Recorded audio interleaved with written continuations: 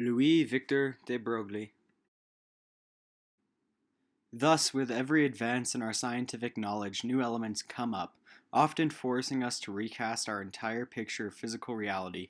No doubt, theorists would much prefer to perfect and amend these theories rather than be obliged to scrap them continually. But this obligation is the condition and price of all scientific progress.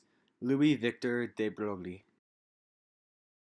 Louis Victor de Broglie is a name thrown around quite a bit in the scientific community.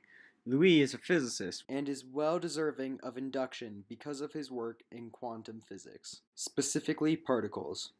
Louis is a French-born scholar who went through just about every degree you can get before he landed on physics. Even though he loved physics as a child, it took him a while to rediscover his passion.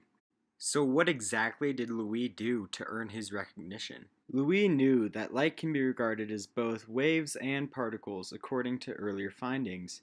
He grew fascinated by that fact. In 1924, growing on this theory, Louis Victor de Broglie had an idea and introduced the thought that particles could also behave like waves. De Broglie's discovery answered the question held by many.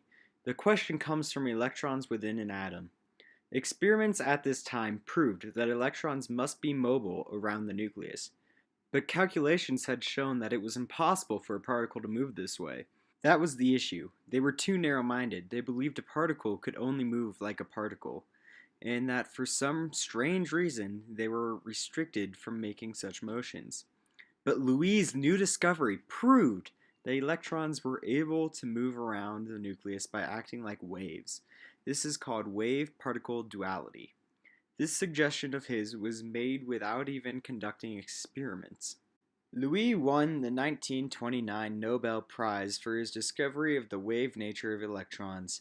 The idea had great significance for the continued evolution of quantum mechanics and is still very valuable to modern-day physics. Louis died in 1987 at the age of 94, but if it had not been for his 94 years on Earth, life would be very different and physics would be much harder.